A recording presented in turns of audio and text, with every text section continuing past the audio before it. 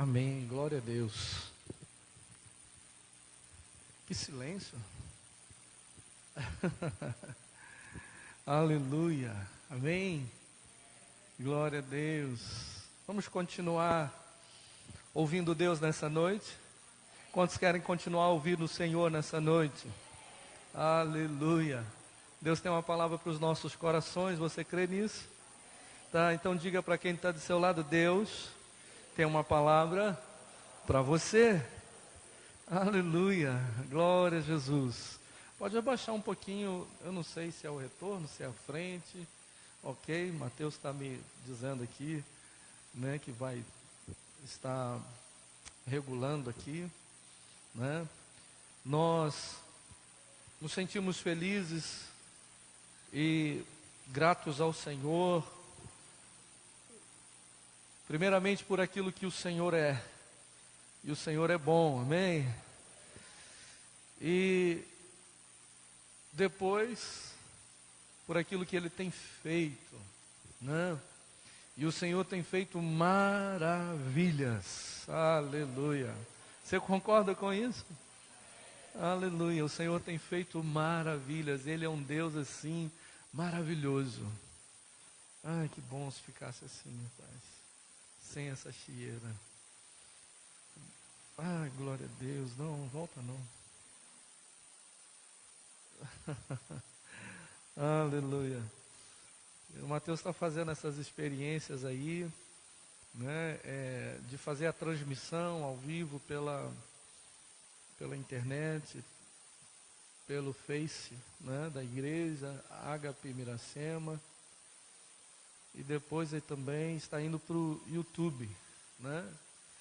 Eu preciso me acostumar com isso, eu não sou muito, como se diz, não sou muito fã disso não fico muito confortável não, mas uma vez aqui no casamento do Edinho e de Amarilda, conversando com um dos convidados no final e cumprimentando os convidados, e um dos convidados no final, né, alguém que o Edinho conhece muito bem,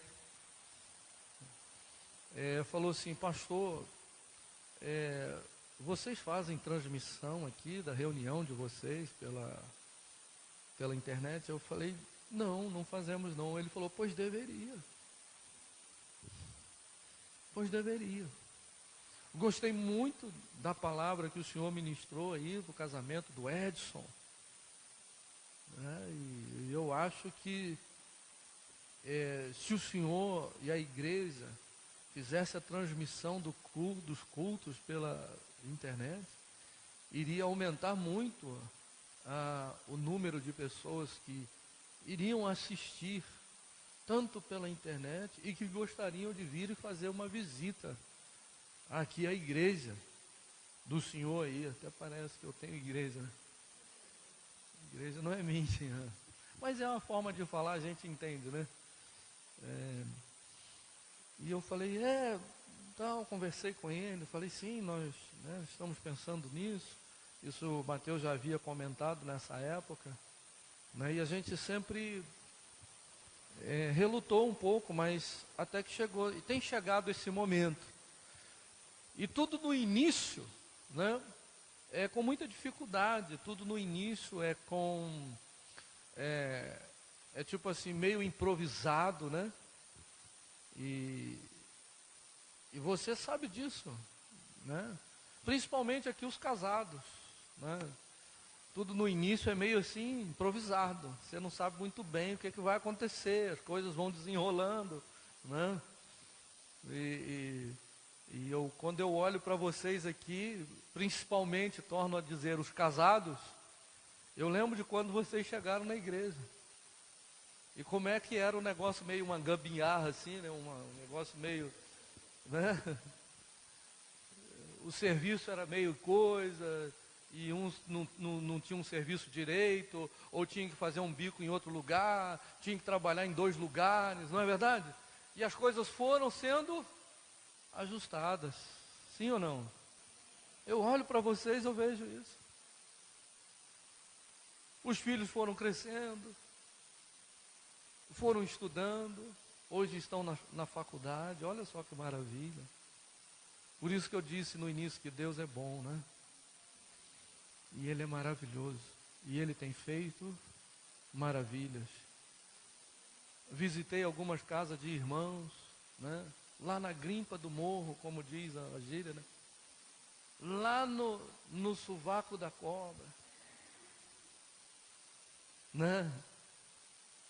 Casinha ali, humilde, né? Tal. E hoje? Não está numa mansão, mas já melhorou bastante, glória a Deus, aleluia. Não tinha uma bicicleta direito para andar. E hoje? Tem moto, tem carro, aleluia. Estou tentando animar vocês, mas está difícil. Estou vendo que está difícil. Mas a gente vai, né? Vamos indo, né? Glória a Deus, aleluia. Aleluia. Louvado seja o nome do Senhor. Esse Deus maravilhoso que nos ama com esse amor infinito, incomparável, como nós cantamos aqui. Ele tem o melhor para nós. Seus filhos, você crê nisso? Amém. Acabamos de ouvir aqui na ministração da palavra de oferta, que ainda que sejamos infiéis, Ele permanece,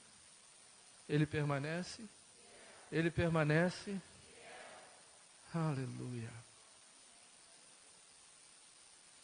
Só isso que eu acabei de falar aqui era motivo de nós ficarmos de pé e falar assim: ah, Senhor, muito obrigado.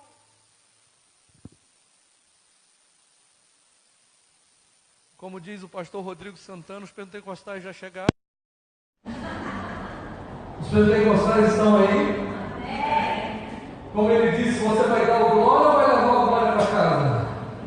Porque, pelo amor de Deus, só em nós sabemos que apesar de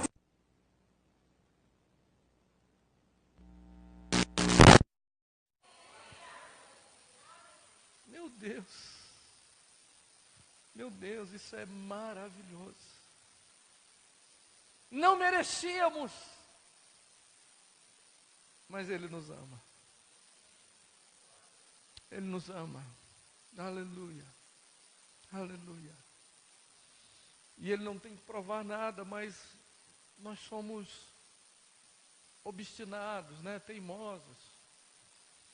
E queremos que Deus continue provando algo para nós que Ele não precisa provar. Nós é que precisamos provar e ver que Ele é bom. Aleluia. Aleluia. E se pararmos um pouquinho e olharmos para a nossa trajetória e olharmos para a nossa caminhada, como eu vim falando algumas coisas aqui, nós precisamos mais de quê? Somos provas vivas de que Ele é bom, de que Ele nos ama, de que Ele tem nos abençoado. Somos provas vivas disso. Aleluia. Aleluia. Nós não podemos comprar esse amor, nós não merecemos esse amor, mas mesmo assim, Ele nos ama. Aleluia. Nós temos testado muito a paciência de Deus, você concorda com isso? Temos. Nós temos testado demais a bondade de Deus. Nós temos testado demais. Por quê? Por causa das nossas atitudes, por causa da nossa teimosia, por causa da nossa desobediência. Nós temos testado demais a paciência de Deus, a tolerância de Deus. E parece que, tal qual aquele filho que sabe que o pai tem um coração bondoso, amoroso, e ele vive dia após dia testando a paciência do pai.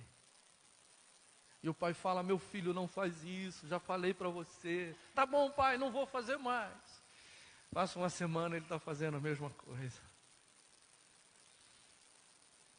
E o pai nunca vai deixar de amar o seu filho por isso. A mãe nunca vai deixar de amar a sua filha, o seu filho por isso. Mas nós precisamos entender que Deus tem nos chamado ao arrependimento.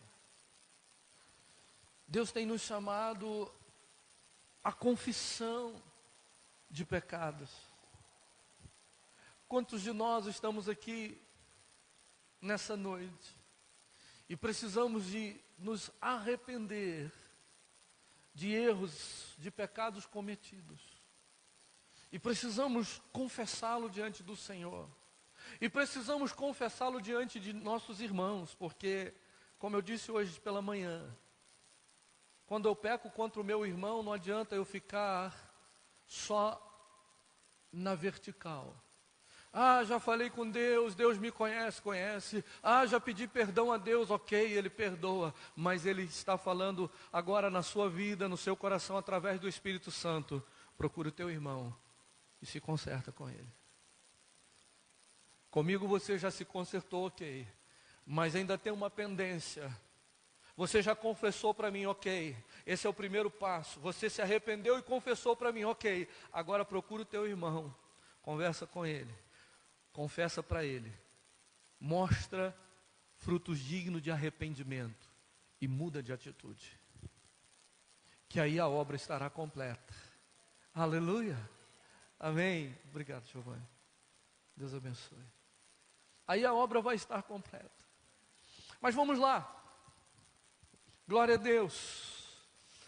Vamos pensar juntos um pouquinho mais nessa noite. Abra a tua palavra aí, a Bíblia. Abre a palavra de Deus no Evangelho de Lucas, capítulo 15. Vamos ver um texto bem conhecido de todos nós.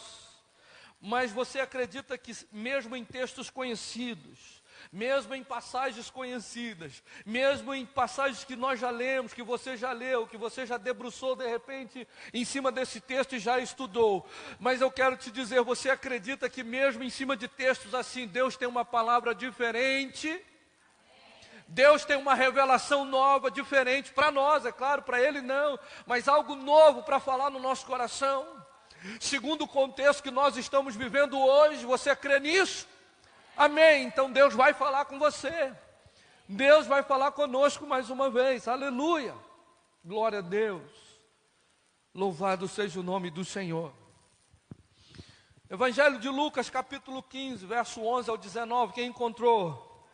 Amém, diz assim o texto, e segundo a versão que eu estou com ela aqui, diz assim: Jesus disse ainda, um homem tinha 2 filhos. Quantos filhos? Certo dia o mais moço disse ao pai: Pai, quero que o Senhor me dê agora a minha parte da herança. E o pai repartiu os bens entre os 2. Poucos dias depois, o filho mais moço ajuntou tudo o que era seu e partiu para um país que ficava muito longe. Ali viveu uma vida cheia de pecado e desperdiçou tudo o que tinha. O rapaz já havia gastado tudo quando houve uma grande fome naquele país e ele começou a passar necessidade. Então procurou um dos moradores daquela terra e pediu ajuda. Este o mandou para a sua fazenda a fim de tratar dos porcos. Ali, com fome, ele tinha vontade de comer o que os porcos comiam, mas ninguém lhe dava nada. Caindo em si, ele pensou: quantos trabalhadores do meu pai têm comida de sobra, e eu estou aqui morrendo de fome. Vou voltar para a casa do meu pai e dizer: Pai, pequei contra Deus e contra o Senhor, e não mereço mais ser chamado de seu filho. Me aceite como um dos seus trabalhadores. Amém, aleluia, louvado seja o nome do Senhor. O capítulo 15 do Evangelho de Lucas pode ser conhecido, ou é conhecido como o capítulo das coisas perdidas e encontradas novamente. Encontramos aqui a parábola da ovelha perdida. Encontramos também a parábola da dracma perdida. e encontramos a parábola que acabamos de ler, que é a parábola do filho pródigo. Estas 3 parábolas contam uma só história. O interessante, quando lemos as outras parábolas, a da ovelha perdida, o interessante é que vemos ali o pastor, ele deixa as 99 no aprisco e foi atrás da ovelha que se havia perdido. Quando olhamos para a parábola da dracma perdida, nós vemos ali a mulher, ela acendeu a luz e varreu a casa até encontrar a dracma perdida. Por favor, olhe para mim e preste atenção. Mas o que me chama a atenção nesta noite, e que eu quero compartilhar com vocês, é que quando nós olhamos para a parábola do filho pródigo, o pai, ele não foi atrás do filho que se perdeu. Aleluia. Você já parou para pensar nisso? Alguém aqui já refletiu sobre isso? Vamos refletir juntos agora, em pouco tempo. O pastor deixa as 99 e vai atrás da ovelha que havia se perdido. A mulher acende uma luz dentro de casa e ela começa a varrer e mover com os móveis. Imagina aí uma faxina completa que você, dona de casa, tira aquele dia para fazer. E arrasta móvel para cá e tira a cama do lugar e tira tudo do lugar. A mulher fez isso, varreu até encontrar a dracma perdida. Mas na parábola do filho pródigo, o pai não vai atrás do filho que se perdeu. Vamos juntos. A ovelha, ela não podia voltar por si só. A dracma não podia ser encontrada se alguém não a procurasse. Já o filho pródigo, ele podia voltar com suas próprias pernas. Preste atenção no que eu vou te falar agora. As decisões determinam as nossas circunstâncias. Olhe para mim. As suas decisões determinam as circunstâncias que você vive. Sua vida não muda a menos que você entenda que você é o responsável, você é quem cria as suas circunstâncias, sejam elas favoráveis ou não. Eu vou repetir. A sua vida não muda enquanto você não entende que é você quem cria as suas circunstâncias, sejam elas favoráveis ou não. Por isso você não pode culpar as pessoas. Culpar as pessoas, síndrome de Adão. Por isso, os crentes não deveriam culpar o diabo. Isso é uma síndrome dos crentes. Por que você fez isso? Ah, a culpa é do diabo. Os crentes não deveriam culpar o diabo, ou até mesmo culpar a Deus. Mas o fato é que as suas decisões e ações criam suas circunstâncias, abrindo brechas para Deus ou para o diabo agir na sua vida. O filho pródigo, voltando aqui para o texto, depois dele pedir a parte que lhe cabia na herança, ele saiu de casa e foi para um país distante, foi para uma terra distante. E ali, junto com amigos, caiu na farra e torrou todo o dinheiro que possuía. Começou a viver dissolutamente, irresponsavelmente. Ele torra tudo, todo o dinheiro que era parte dele da herança. Então a situação foi ficando cada dia pior, até que ele chegou no fundo do poço. E como o texto diz, ele passou agora a cuidar de porcos, e a situação estava tão terrível, que ele sentiu vontade de comer a comida dos porcos.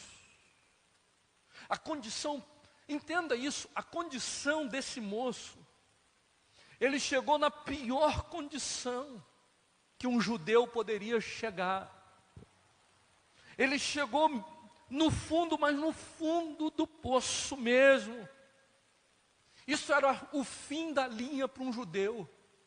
Tratar de porcos e agora desejar comer a comida dos porcos. Porque, se nós olharmos um pouquinho com detalhe no texto, o texto diz que ele pedia, mas ninguém lhe dava nada. Conseguiu um trabalho para tratar de porcos. Para um judeu, a pior das humilhações. Aleluia. A condição daquele moço não era culpa do governo, não era culpa na falta da educação apropriada que ele recebeu. Não, e muito menos pelo desemprego crescente que poderia existir naquela época. Não. A situação daquele moço não era culpa disso. Alguém poderia dizer que a culpa é do pai.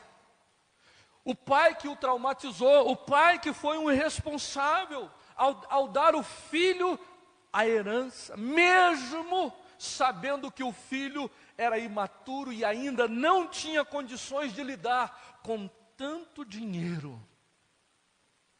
Se fosse nos nossos dias, alguém poderia dizer que a culpa é da globalização, né? A culpa é da globalização. E isso, a crise financeira mundial tomou esse jovem por assalto, e ele fez maus investimentos e estava gastando demais, e perdeu toda a sua fortuna de uma forma muito rápida. Quando ele viu, ele estava quebrado, estava falido, sem um tostão no bolso, zerou a conta dele, acabou. Sabe o que eu penso? Preste atenção. Na realidade, aquele jovem, ele mesmo foi o responsável por essa situação. Esta é a verdade. As decisões dele determinaram suas circunstâncias. E por isso que nós dissemos aqui, e eu vou repetir, suas decisões determinam suas circunstâncias. Isso é um princípio válido para todos nós.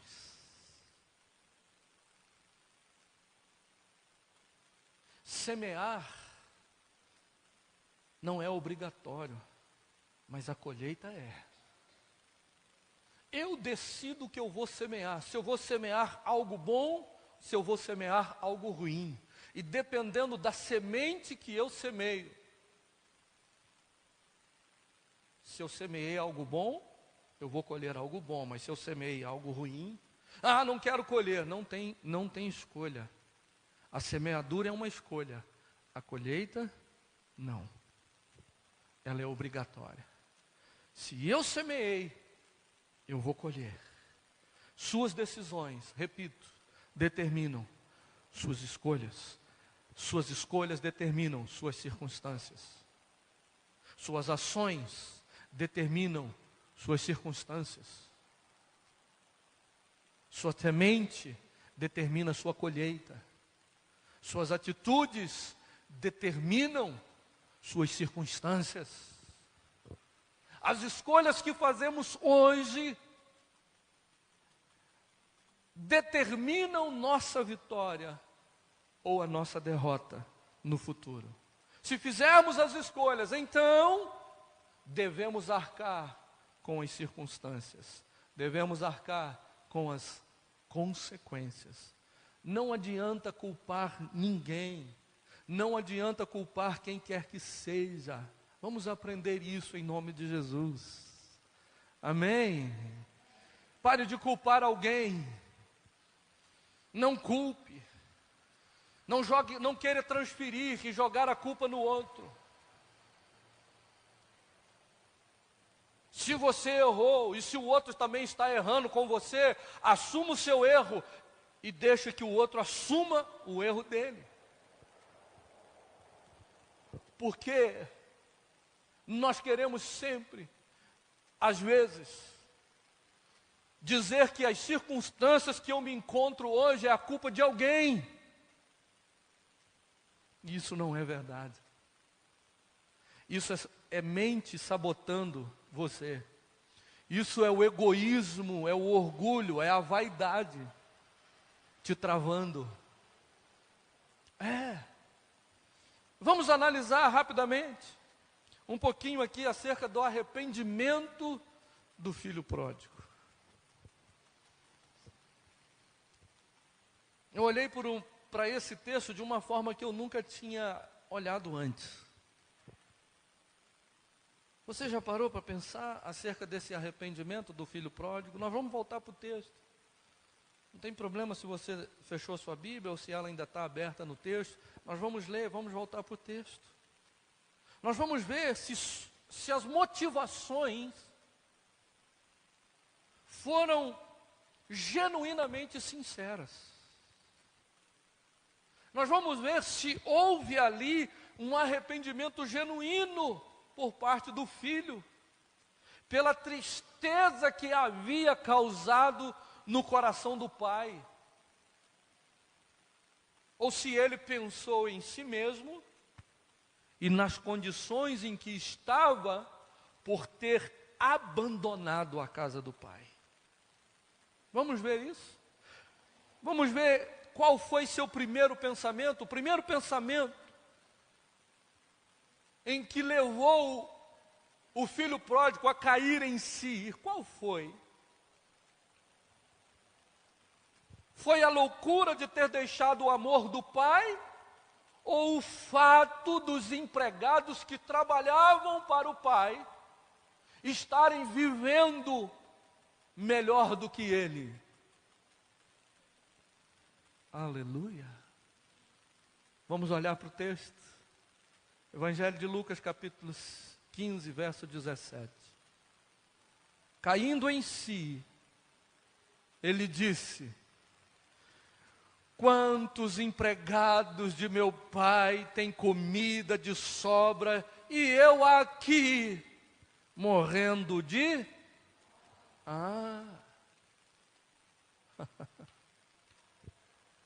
Olha para mim. Olha a fala desse jovem. Quantos empregados de meu pai têm comidas de sobra e eu aqui morrendo de fome. O que isso revela para nós, irmãos? Eu nunca tinha visto por essa ótica. Quantos de nós hoje... Mas vamos chegar no final acerca disso. Mas quantos de nós hoje, nós só nos arrependemos desse jeito? As atitudes foram minhas, as escolhas foram minhas. Eu abandonei a casa do pai. Por favor, entenda, quando eu fiz isso aqui, eu quero até... Por isso que eu quero abrir o parênteses e falar, abandonei a casa do pai. Não é isso aqui não, por favor. Amém? Por favor, aqui nós somos bem transparentes e conscientes quanto a isso. Não são 4 paredes.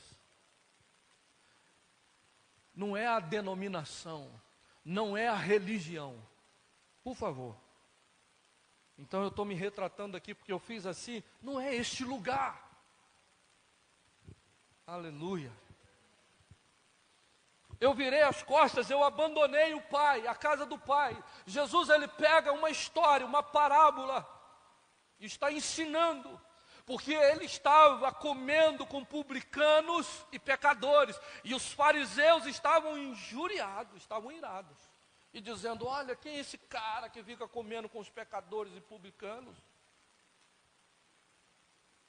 E Jesus pega uma história e começa a contar. Quantos de nós, por causa das nossas decisões, estamos hoje vivendo num lugar distante da casa do Pai? Estamos vivendo hoje num lugar, isso não é geografia, você continua morando em Miracema, você não foi para um país distante, igual na história está relatando do jovem. Não, não tem nada a ver com geografia. Isso está agora falando do âmbito espiritual. Aleluia. Você continua morando na mesma rua, no mesmo endereço, na mesma casa, mas você está distante do Pai, você abandonou o Pai. Você antes tinha tudo na casa do Pai, você estava sendo abençoado, como eu comecei a falar no início, quando você chegou na casa do Pai, quando você tinha relacionamento com o Pai. Isso foi crescendo em graça, isso foi crescendo em bênção, isso foi crescendo em vitória, isso foi crescendo em prosperidade, mas um dia a vaidade entra no coração, o orgulho entra no coração, e nós queremos: Pai, me dá a parte que me é de direito, porque eu vou dar uma volta por aí, vou sair. E o Pai disse: tá bom, meu filho, tá ok. Uma humilhação para o Pai. Matou o Pai ele estando vivo. Uma falta de respeito à autoridade do Pai. Foi isso que aconteceu. Nós não olhamos por essa ótica. Nós não vemos isso. E, Pai, tchau, um abraço. Qualquer hora dessa eu apareço. Vem te fazer uma visita. Deus, fica com Deus. E passamos a viver dissolutamente. Fazendo as nossas vontades. Pecando à vontade. Se esbaldando no glamour ilusório desse mundo, na fraude que é o pecado, que nos engana, que nos envenena, que depois para deixar, irmãos, que dificuldade, porque toma gosto, é gostoso para a nossa carne. O filho não estava nem aí, meu irmão. E noites e mais noites, e festas e mais festas. Enquanto tinha dinheiro, tudo vai bem. Enquanto tinha dinheiro, está cercado de pessoas. Pô, tu é o cara, você é bom, tu é maneiro, e é isso mesmo. Enquanto tem dinheiro para gastar, meu irmão. Enquanto está com saúde, enquanto está trabalhando, enquanto está estudando, enquanto está desenvolvendo a sua vida do jeito que quer, vai tudo bem, obrigado. Preciso do Pai? Para quê? Para que eu preciso do meu Pai? Estou aqui, estou bem.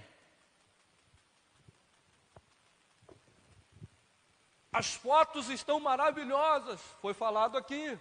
Falsa aparência, falsa alegria. As fotos estampadas nas redes sociais, que maravilha, distante da casa do Pai, aproveitando, maravilha, que alegria, isso que é vida, isso que é vida. Estava cansado da casa do meu pai, eu fui em busca da minha liberdade, isso que é vida. pura ilusão, fraude.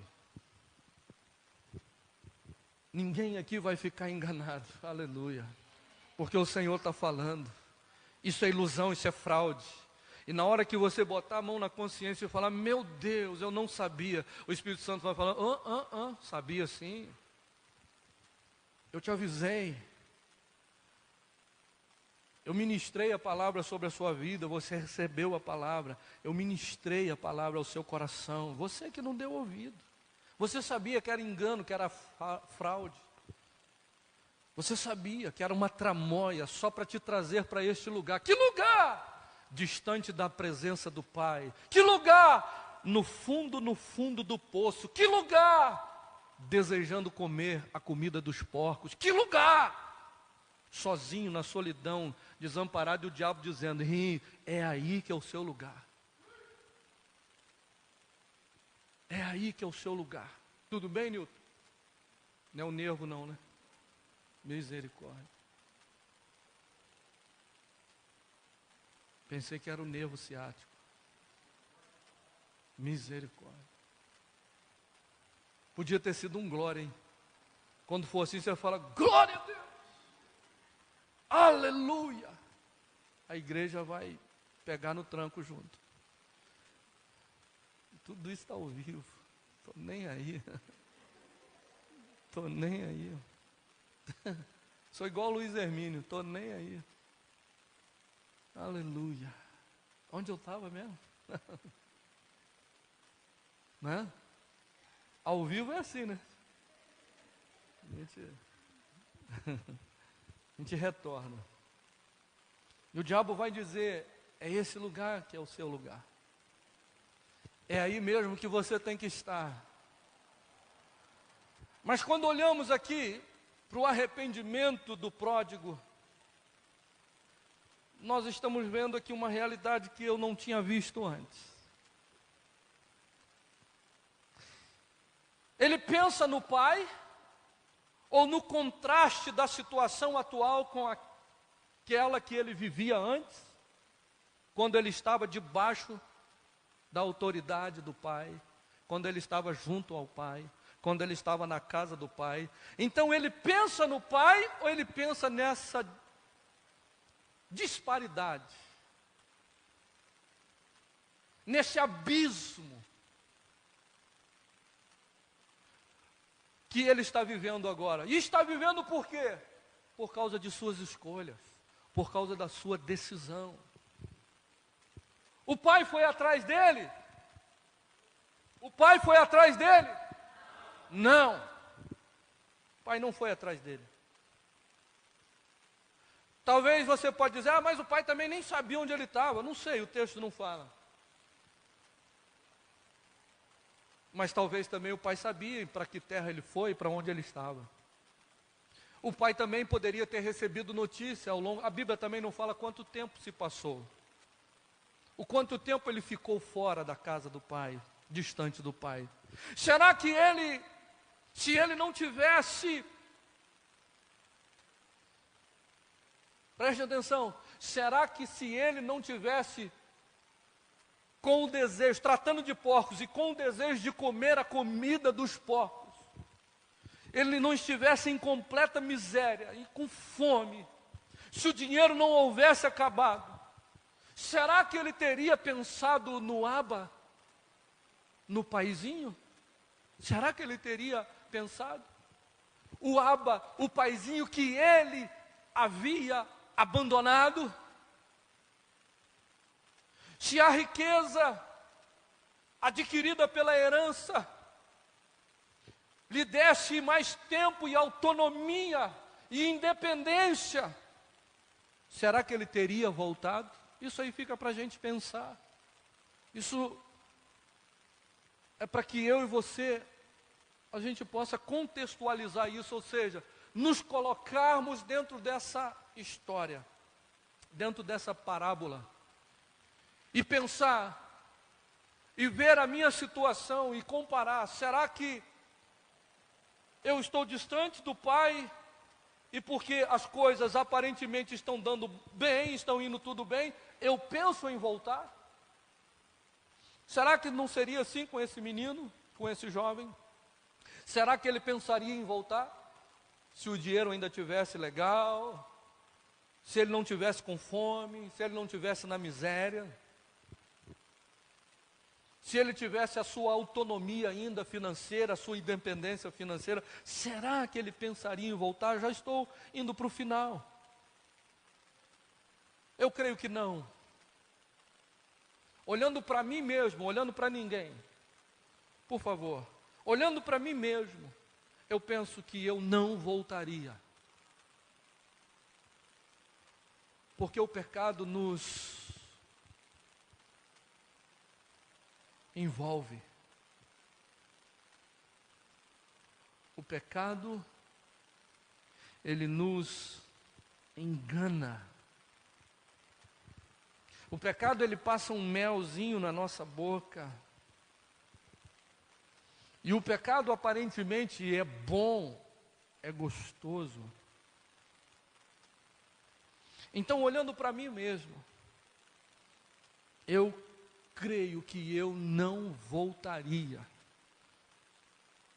Se eu tivesse o dinheiro, se eu continuasse com o trabalho, os investimentos que eu fiz, com a herança que eu recebi, comprei alguns terrenos, tenho alguns imóveis, estão de aluguel, está tudo maravilha, o dinheiro está farto na conta no banco, eu não voltaria. Talvez você voltaria, eu não voltaria. Mas quando nós olhamos, nós vemos que ele voltou por causa de si mesmo e não por causa do Pai. Em nenhum momento, quando a gente lê o texto, ele se importou por ter partido o coração do seu pai. Em hora alguma ele se preocupou com o pai, mas apenas consigo mesmo. Ele voltou porque tinha fome. Ele voltou porque tinha fome. A barriga o levou de volta para a casa do pai. Como eu não quero enfatizar no coração do pai nessa mensagem hoje, e sim no nosso arrependimento, e sim nesse arrependimento, que ainda sendo desse jeito que eu acabei de falar, ele voltou por causa de si mesmo. Um desejo egoísta. Ele voltou por causa da fome. Ele estava com fome. Ele voltou para saciar a sua fome. Mesmo assim, o pai estava em casa aguardando. O pai estava em casa ansiando pela sua volta, pelo seu retorno. O texto nos mostra isso. O texto nos mostra isso. Ele estava desejoso, porque quando o filho aparece de longe, o pai o avista. E o pai nem espera ele chegar. O pai corre na direção dele. Corre na direção do filho perdido. Nós entendemos que, desde o começo da parábola, Jesus ele está enfatizando o coração gracioso e amoroso do Pai. Eu quero dizer algo para você nessa noite. O mundo está clamando pelo amor do Pai. E o amor do Pai, ele será revelado através de você. Através de nós. Eu não sei se você conseguiu entender isso. O mundo está clamando pelo amor do Pai. E o amor do Pai será revelado através de nós. Este jovem, o filho pródigo, ele cometeu um erro terrível, um erro muito grande, sim ou não? Sim. Ei, eu quero dizer para você que não importa o que você tenha cometido, o erro que você cometeu, ou o erro que você está cometendo, não importa. O mais importante aqui nessa mensagem, nessa noite, eu poderia destacar esse ponto aqui, é você saber que se você se arrepender, confessar o seu pecado, o Pai te perdoa. É o ponto mais importante aqui. É você saber disso. Mesmo eu voltando pela barriga, mesmo voltando porque está com fome. Mesmo eu voltando porque eu fiquei desempregado, em nenhum momento eu falei assim, eu vou voltar porque eu entristeci o coração do Pai, porque eu magoei o coração do Pai, porque eu dilacerei o coração do meu Pai. Mesmo você não falando isso, mesmo você falando assim, eu vou voltar, porque eu preciso de uma porta de emprego.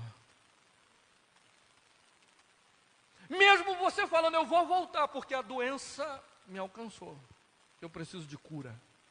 E na casa do Pai eu sei que eu vou ter cura. Mesmo você falando assim, eu vou voltar por causa do meu casamento, mesmo. E aí a gente poderia continuar a lista.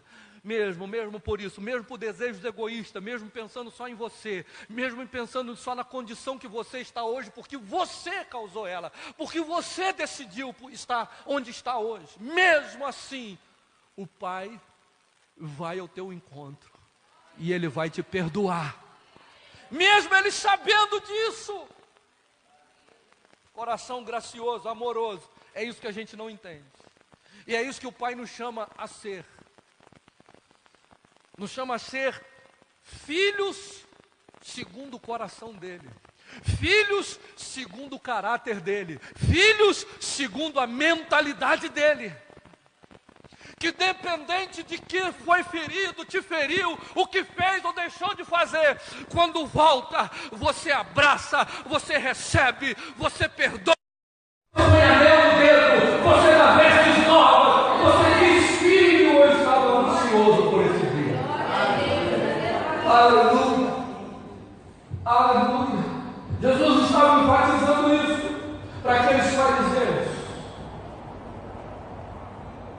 Mesmo o pai não indo atrás, mas ele aguardava o retorno do filho que estava perdido. Ei, deixa eu te falar uma coisa, o problema não é errar, porque errar todo mundo erra, aleluia, eu erro, você erra, todos nós erramos, glória a Deus. Somos humanos, aleluia. O problema não é errar. Qual é o problema então, pastor? O problema está no que vamos fazer, que atitude vamos tomar depois do erro. O problema está aqui, o X da questão está aqui. O problema é, errei, e agora? O que eu não posso deixar de fazer? Me arrepender e confessar. Pronto! Parece simples, mas não é. Errei.